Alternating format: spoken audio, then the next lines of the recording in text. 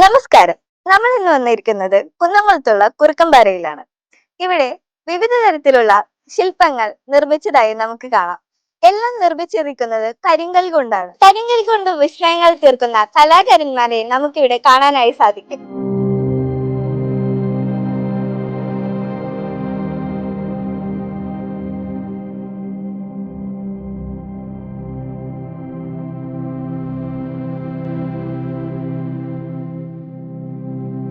എന്റെ പേരെന്താ? എന്റെ പേര് സുനില്. എത്ര നാളായി 10-30 കൊല്ലായല്ലോ. പണ്ടേ തൊട്ടിട്ട് എങ്ങനെയാ അച്ഛന്റെ കാലം തൊട്ടുള്ള ഈ പറയുന്നത്. എന്തൊക്കെ കല്ലുകളാണ് ഇതിന് ആയിട്ട് ഉപയോഗിക്കുക? കരിങ്കല്ലാണ് ഉപയോഗിക്കണം. അത് പേരില്ലാത്ത കല്ലും കല്ലിന് 3 തരമുണ്ട്. അത് അറിയുന്നവർക്ക് മാത്രമേ അറിയുള്ളൂ. മറ്റേ വിഗ്രഹത്തിന് ഉപയോഗിക്കുന്ന പരക്ക സ്വന്തം കറുത്ത കല്ലാണ് ഉപയോഗിക്കുന്നത്.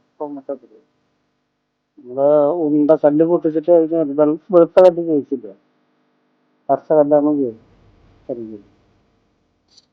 ഇപ്പൊ പുതിയ ഒരു വരിയില്ലാത്തൊരു കല്ലാണ്. അതാണ് പെണ്ണ് വൃക്ഷിപ്പം എന്ന് പറയുന്നത്. അതിനൊരു സ്ഥിരമുണ്ട്. എത്ര നേരം എടുക്കണം ഒരു ശില്പം നിർമ്മിക്കാൻ? എത്ര നേരം എടുക്കും? അങ്ങനെ ഒന്നും പെട്ടെന്ന് പറയാൻ പറ്റില്ല. നമ്മളെ മൈൻഡ് എത്ര ഫ്രഷായിട്ടിരിക്കുന്നോ ആ നേരം എത്ര കൊത്തുന്നോ അതിനനുസരിച്ചായിരിക്കും ബാക്കി വീണ്ടും പണി നടക്കും. നമ്മളെ മൈൻഡ് ഫ്രഷ്നസ് അല്ലേ, പണി നടക്കില്ല. ഈ ജോലി ഇഷ്ടപ്പെട്ടിട്ട് അതിലേക്ക് വന്നു? ഞാൻ പഠിച്ചത് ഇലക്ട്രോണിക്സ് ആണ്. വന്നു ചേർന്നിരിക്കണം. പരമ്പരാഗതമായി അങ്ങനെ ഉള്ള ഞങ്ങള് ജാതി പറയാൻ പാടില്ല എന്നാണ് ശരി. പക്ഷെ ഞങ്ങൾ ഇടവരാണ്. പക്ഷെ ഇപ്പൊ പണി ഇതാണ്. അപ്പൊ കർമ്മം കൊണ്ടാണ് നമ്മള് ഓരോ മേഖലയിലേക്ക് വരുന്നത്, അല്ലാണ്ട് മറ്റുള്ള രീതിയിലല്ല. വിഗ്രഹങ്ങൾ പണിയുമ്പോ പ്രത്യേകതരം ചിട്ടകളോ അങ്ങനത്തെ എന്തെങ്കിലും ഉണ്ടോ? ഉണ്ട്, ചിട്ടകളുണ്ട്. അത് നമ്മള് രാവിലെ കുളി കഴിഞ്ഞ് വന്നു കഴിഞ്ഞാൽ മത്സ്യമാംസാദികൾ കഴിച്ചാതെ വന്നിരുന്നു പണിയെടുക്കാൻ കഴിഞ്ഞാൽ സുഖമായിരിക്കും. മത്സ്യമാംസാദികള് മദ്യം ഒന്നും തൊടാണ്ട് വന്നിരുന്ന് പണിയെടുക്കുന്നത്. നേരത്തിന് ഇപ്പൊ ഒരു മത്സ്യമാംസാദികൾ കഴിച്ചാൽ കുഴപ്പമില്ല. പിന്നെ വ്രതാനുഷ്ഠാനം എടുത്തിട്ട് കൊത്തണമുണ്ട്. ഒരു 11 ദിവസമോ 7 ദിവസമോ വ്രതാനുഷ്ഠാനം കഴിഞ്ഞിട്ട് കൊത്തണം. അത് ഓരോ ഇതിലാണ് വരിക. അപ്പൊ അങ്ങനെ കുത്തുമ്പോ അതിന്റെ രീതിയിലുണ്ടാവും. അപ്പൊ അതിന്റെ ഗുണം ഏതെങ്കിലും അതിന്റെ പോസിബിലിറ്റി നമുക്കുണ്ടാവും. നമ്മൾ മൈൻഡ് ഒരു ആവാനും മൈൻഡ് കറക്റ്റായിട്ട് നേർതായിട്ട് വരാനും സാധിക്കും. ഇങ്ങനെ ഒരു ശില്പമൊക്കെ തീർക്കാനായിട്ട് എത്ര സമയമാണ് എടുക്കുക?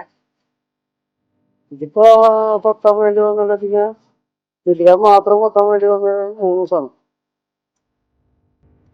ഇതന്നെ കൊത്തി കഴിയുമ്പോ ചിലപ്പോ 4 ദിവസം ആവാറുണ്ട്, 5 ദിവസം ആവാറുണ്ട്. ചിലപ്പോ 1.5 ദിവസത്തിന് 1 ദിവസം സത്യം വേണമെങ്കിൽ പറയാം. ഒരു ദിവസം പണിക്ക് വരുന്നതല്ലേ. ചിലപ്പോ ഇരുന്നങ്ങനെ കുത്തിപ്പോയി. ചിലപ്പോ ആ ഒരൊറ്റ മൈൻഡ് ഇരുന്നിട്ട് കുത്തി ചിലപ്പോ നമ്മളെ വേറെ കാര്യങ്ങളൊന്നും അറിയില്ല. ഇതിന് മാത്രമേ ശ്രദ്ധ. ഒരു ശില്പം പൂർണ്ണ രൂപത്തിലേക്ക് എത്താൻ അത് ഒരാളെ കൊണ്ട് സാധിക്കില്ലേ. അപ്പൊ നമ്മളൊരു രൂപം കൊത്താന്ന് വെച്ചിട്ട് ഒരു കാരണവശാലും പരിപൂർണത വരില്ല. നമ്മള് 2 കണ്ണ് വ്യത്യാസമാണ്, 2 ചെവിട് വ്യത്യാസമുണ്ട്. നമുക്ക് കണ്ടു തിരിച്ചറിയാൻ പറ്റും. ചെറിയൊരു വ്യത്യാസമുണ്ട്. എങ്ങനത്തെ ശില്പങ്ങളാണ് കൂടുതലായിട്ട് ഇവിടെ പണി കഴിച്ചു കൊടുക്കാറുള്ളത്? സാധാരണ വിഷ്ണുവിന്റെ ശിവന്റെ പിന്നെ ശിവലിംഗാണ്. അയ്യപ്പന്റെ ഒന്നോരോ ഉണ്ടായിട്ട് പോകും. പിന്നെ ബുദ്ധന്റെ, ഗണപതി സാധാരണ വരും. പിന്നെ വേറെ രീതിയിൽ വരും. നമ്മളെ എന്താ പറയാ, ഇങ്ങനെ ഒരു പേര് പറയും, സുരസുന്ദരി എന്ന് പറയും.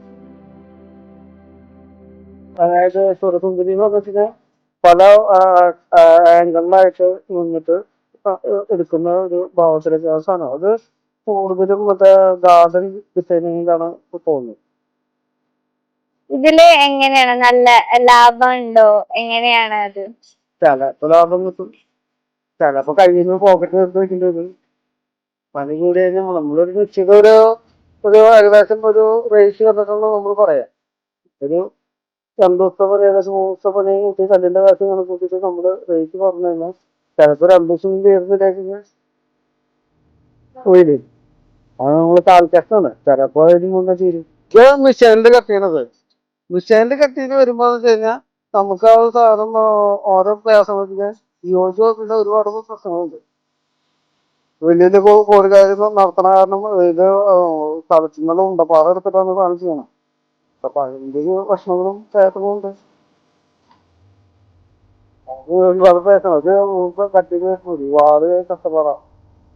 അതിനിടയ്ക്ക് പിടിച്ചു കഴിഞ്ഞാൽ അവർക്ക് പൈസ കൊടുക്കുന്നുണ്ട്. നമുക്ക് ചെറുതായിട്ട് കാശിനെ കാണിച്ചില്ല. വലിയ വലിയ മാർക്കറ്റിംഗ് ആണല്ലോ. മാർക്കറ്റ് അടിസ്ഥാനത്തിൽ ചെയ്യുമ്പോ വ്യത്യാസങ്ങളുണ്ട്. ഇത് പിരിച്ചാളല്ല, അമ്പലത്തിന്റെ ഉള്ളിലും പുറത്തൊക്കെ പിരിക്കുന്നത്. ഇപ്പൊ വീട് പണിക്ക് കൊണ്ടുപോകാറുണ്ട്. ഇപ്പൊ നിലവില് വീട് പണിക്കും മാതം ചവിട്ടുപടി അങ്ങനെ ഷീറ്റല്ലോ കൊണ്ടുപോകാറുണ്ട്. പക്ഷെ ഇത് ഓരോന്ന് ചെയ്യുമ്പോഴും അതിന്റെ ഒരു ഇതുണ്ട്. ശരിക്കും പറഞ്ഞാൽ 12% ടാക്സ് ഉണ്ട്. നമുക്ക് ടാക്സ് വരാത്തതിന്റെ കാരണം വെച്ച് കഴിഞ്ഞാൽ ഹാൻഡിക്രാഫ്റ്റാണ്. ചേട്ടന്റെ പേരെന്താ? പ്രേമൻ പട്ടാമ്പി. ശില്പങ്ങളൊക്കെ ഉണ്ടാക്കുന്നത് ചേട്ടനാണ്. ഞാൻ ഉണ്ടാക്കുന്ന ശില്പങ്ങൾ ഞാൻ ഉണ്ടാക്കുന്നത്. ഇതിന്റെ ഇങ്ങനത്തെ ഡീറ്റെയിലിംഗ് ഒക്കെ വരുമ്പോ കണ്ണും അങ്ങനെയൊക്കെ വരുമ്പോ ചേട്ടൻ എങ്ങനെയാണ്? നമ്മള് അളവുണ്ട് ഇതിനൊക്കെ, അളവ് വെച്ച് നമ്മൾ ഉണ്ടാക്കുന്നത്. അത് ഉള്ളി കൊണ്ട് കൊത്തി. ഉള്ളി കൊണ്ട് കൊത്തിണ്ടാവും. അപ്പൊ ഇതിന് പ്രത്യേകമായ കല്ലുകൾ. ഇത് കൃഷ്ണശില കല്ലാണ്. ശില്പത്തിന് പൊട്ടാതിരിക്കാനൊക്കെ എങ്ങനത്തെ കല്ലുകൾ? കൃഷ്ണശില കല്ല് നമ്മള് കുത്തിപ്പോ നമ്മുടെ മനസ്സറിഞ്ഞ നമ്മള് പണിയാ, അപ്പൊ പൊട്ടൊന്നുമില്ല. അളവ് പ്രകാരം ഉണ്ടാക്കാം. അങ്ങനത്തെ ശില്പങ്ങളൊക്കെ ഉണ്ടാക്കാൻ അത് 2 ദിവസം പിടിക്കും. 2 ദിവസം ഫുള്ള് ഡീറ്റെയിലിംഗ് ചെയ്തു തരാൻ 2-3 ദിവസം പിടിക്കും. എങ്ങനത്തെ ചെയ്തു തരാൻ 4 ദിവസം പിടിക്കും. 4 ദിവസം എല്ലാ ഡീറ്റെയിലിംഗും ഉണ്ടാക്കി. ചെയ്തു. അമ്പലങ്ങളില് നമ്മൾ കാണുമ്പോ ശില്പങ്ങൾക്ക് ഈ നിറമല്ലല്ലോ, അപ്പൊ അതിനെന്താ ചെയ്യാ? നമ്മള് എള്ള് കരിച്ചിട്ട് തേക്ക് ചെയ്യാം, വിഗ്രഹത്തിന് മേലെ തേച്ചിട്ട് പിന്നെ നമ്മള് എണ്ണ ഇടും. എണ്ണ ഇട്ട് ബ്ലാക്ക് കളറാണ് നിലനിന്നോ, കല്ലപ്പം ഇങ്ങനെ ബ്ലാക്കിൽ കുത്തുവോ. ഇങ്ങനെ കളറ് നമ്മള് ക്ലിയർ അടിച്ചുള്ളതാണ്. ഇത് ബുദ്ധനാവുമ്പോൾ നമ്മൾ ക്ലിയർ അടിച്ചുള്ളതാണ്. ഇത് പ്രതിഷ്ഠിക്കണതല്ല. ഇത് പുറത്ത് കാഴ്ചക്ക് വെക്കുന്നതാ. നമ്മള് ആ വിഗ്രഹങ്ങൾക്കാണ് എള്ളെണ്ണ തേക്കുക. പരമ്പരാഗതമായിട്ട് നമ്മളെ കുലത്തൊഴിലാണ്. അച്ഛനായിട്ട് നമ്മള് അച്ഛനൊക്കെ കുലത്തൊഴിലായിട്ട് കൊണ്ടുനടക്കുന്ന കരിങ്കൽ പണിയാണ്. ഇവിടെ തന്നെയായിരുന്നോ പണ്ട്? നമ്മുടെ പണി പഠിച്ചപ്പെടുന്ന അച്ഛൻ ഇവിടെ നമ്മളെ 10ാം ക്ലാസ് കഴിയുമ്പോ ഇവിടെ കൊണ്ടു.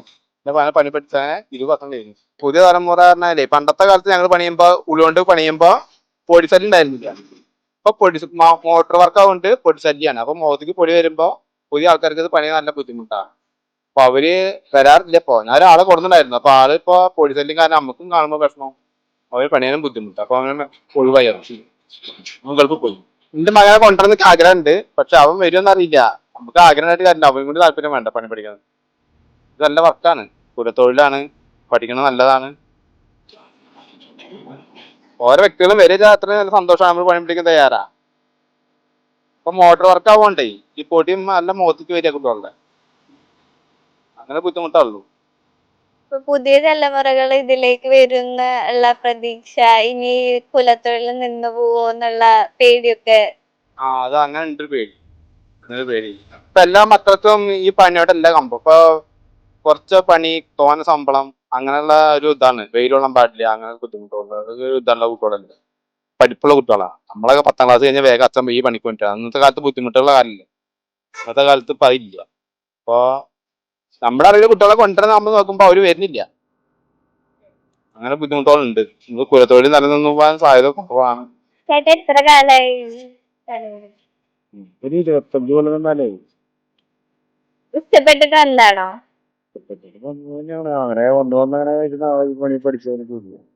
ഏതൊക്കെ കല്ലുകളാണ് ഇതിന് കൂടുതലായി യൂസ് ചെയ്യുക? ഇവിടെ വെള്ളക്കല്ല്, കറുപ്പ് കല്ലാണ് കൂടുതൽ എടുക്കുന്നത്. കൃഷ്ണശില കല്ലൊക്കെ ഉണ്ട്, അത് വിഗ്രഹം കൊടുക്കുക. നല്ല കല്ല് നോക്കിയിട്ട് പിന്നെ വിഗ്രഹത്തിന് എടുക്കുക. വിഗ്രഹങ്ങൾ ഉണ്ടാക്കാനായിട്ട് പ്രത്യേക ചിട്ടകളോ കാര്യങ്ങളോ എന്തെങ്കിലും ഉണ്ടോ? ഒന്നും എടുക്കാറില്ലേ? ചിലവരൊക്കെ കിട്ടൂട്ടോ, ചിലവര് നടക്കില്ലേ അവസരം. കൂടുതൽ ഇപ്പൊ സീസണല്ല, ഇതിന് മുന്നൊക്കെ സീസണൊക്കെ കഴിഞ്ഞ വിഗ്രഹം പ്രതിഷ്ഠകൾ കുറവുകളൊക്കെ പോകും. അതെ, അയ്യപ്പന്റെ ഗണപതി അങ്ങനെ ഏതാണ് സീസൺ ഏതാണ് ഏറ്റവും കൂടുതലായിട്ട്? സീസണ് ഈ ശബരിമല സീസണൊക്കെ കഴിഞ്ഞ സീസണെ പ്രതിഷ്ഠ സീസണ് കഴിഞ്ഞ പണികളൊക്കെ പോകുന്നുണ്ട്. എങ്ങനെയാണ് നല്ല ലാഭം കിട്ടാറുണ്ടോ? എങ്ങനെയാ?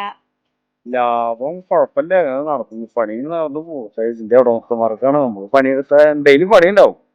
പണി ഇല്ലാണ്ടിരിക്കില്ല. എപ്പോഴും പണി ആ ചേട്ടന്റെ പേരുണ്ടാ? ഒരു ശില്പം പണിയാനായിട്ട് എത്ര സമയമാണ് എടുക്കാറ്? ഓരോ രൂപങ്ങളുടെ അളവിനനുസരിച്ചുള്ള കാര്യങ്ങൾ. എന്ത് തരത്തിലുള്ള കല്ലുകളാണ് അതിൽ? കൃഷ്ണശില എന്ന് പറഞ്ഞ കല്ലാണ് കർത്തകല്ല്. ക്ലിയറായി നല്ല കേടില്ലാതെ കൃഷ്ണശില എന്ന് പറഞ്ഞാൽ ആൺകല്ല് പെൺകല്ല് എന്നൊക്കെ ഉള്ളതുണ്ട്. അങ്ങനെ കൃഷ്ണശില കല്ല കറുത്ത കല്ലാണ് നമ്മൾ ഇതിന് ഉപയോഗിക്കുന്നത്. ശിവലിംഗം ഉണ്ടാക്കണം. ശില്പങ്ങൾ ഉണ്ടാക്കുമ്പോ ഈ പോയിന്റ് ചെയ്യണ പോലത്തെ സ്ഥലങ്ങൾ ഉണ്ടാവൂലെ, കണ്ണ്? ശില്പം മാത്രം ഉണ്ടാക്കേണ്ട ഒരാളുണ്ട് കൂടെ. ഞാൻ ശില്പം ഉണ്ടാക്കണില്ല. കണ്ണിന്റെ ഓൾറെഡി പിന്നെ ശില്പങ്ങളോട് പല ബുദ്ധിമുട്ടുകളുണ്ട്. ശില്പങ്ങൾ മാത്രമായിട്ടുണ്ട്. നമ്മളെല്ലാം ബാക്കിയെല്ലാം ഐറ്റംസുകൾ ഉണ്ടാക്കണം. ശില്പങ്ങൾ ഉണ്ടാക്കാൻ മാത്രം ഒരാളുണ്ട് കൂടെ. കല്ലിപ്പോ കൊത്തുപണികൾ കല്ലുകൊണ്ട് ഉളി കൊണ്ടൊക്കെ. ഉളി കൊണ്ട് ഇപ്പൊ നമ്മളിപ്പോ വരുന്ന തട്ടാൻ മാത്രം ഉളി ഉപയോഗിക്കണല്ലോ, അല്ലാത്തപ്പോ ഉളി ഉപയോഗിക്കണില്ല. ഉളി കണ്ട പണ്ടത്തെ കാലത്ത് ഉളികളുണ്ടായിരുന്നു, മീച്ചനറി ഇല്ല. ഇതാണിപ്പോ ശില്പം പണിയുന്നത്. അത് ഒറ്റക്കൈക്ക് വെക്കണമെന്ന് വെച്ച് കഴിഞ്ഞാൽ നമ്മൾ അഷ്ടബന്ധം വെക്കേണ്ടത് മാത്രമല്ല, ഈ അഷ്ടബന്ധം വെള്ളം കുറച്ചബന്ധമൊക്കെ പോയാൽ എനിക്ക് വെള്ളം ഇറങ്ങും. അപ്പൊ ഗ്യാപ്പ് ചിലപ്പോ അണക്കളൊക്കെ വന്നിരിക്കാനുള്ള ഗ്യാപ്പ് സാധ്യതയില്ല. അപ്പൊ ഇതാകുമ്പോൾ നമ്മൾ ഒറ്റക്കല്ലിലാകുമ്പോ ആ പ്രശ്നം വരില്ല. ഒറ്റക്കല്ലിലാണ് വേണ്ടത്. പക്ഷെ ടൈം കൊടുക്കും, കുറച്ച് പൈസ കൂടി നോക്കണം. അതിലിപ്പോ 1500 2000 ആവും. അതാണ് അഷ്ടബന്ധം മേടിച്ചില്ലെങ്കിൽ പൈസ ഉണ്ട്. ഒറ്റക്കളിയിൽ മിക്ക ആൾക്കാർ ചില തിരുമേനിമാര് ഒറ്റക്കളിയിലാണ് വേണമെന്ന് പറയും. ആ കൈതപ്പുറം രാഘോദരമ്പൂരുടെ ഏട്ടുണ്ട് അവിടെ കർണല്ലൂര് സംസ്ഥാനത്ത്. ഞാൻ ആളുടെ കൂടെ വേറെ ആളുടെ കയ്യിലെ പണി. അപ്പൊ അവിടേക്ക് മരത്തിന് മുമ്പ് ആളുണ്ട് ഒറ്റ കയ്യിലെ പണിയിട്ടത്. പിന്നെ അല്ലെങ്കിൽ വിഗ്രഹം ഉറപ്പിക്കണ്ടെങ്കിൽ അതിന്റെ കുടുംബം അടി വരയ്ക്ക് തുളവണമെന്ന് പറയും. അപ്പൊ എന്താ വെച്ച് കഴിഞ്ഞാൽ അല്ല ഈ ഇതൊന്നും വരാതിരിക്കാൻ, അണക്കൾ വന്നിരിക്കാതിരിക്കാൻ ഈ എണ്ണയും ഇതൊക്കെ ആകുമ്പോ അതിൽ അണക്കൾ വരും. അപ്പൊ ഫുള്ളായിട്ട് തുളയ്ക്കണം വിഗ്രഹം. ഇത് അപ്പൊ ഫുള്ളായിട്ട് തുളയ്ക്കാൻ പറ്റുന്ന തുളയില്ല, ചെറിയ തുള വരെയും. അതാണ് ഈ സാധനം ഇങ്ങനെ പണി.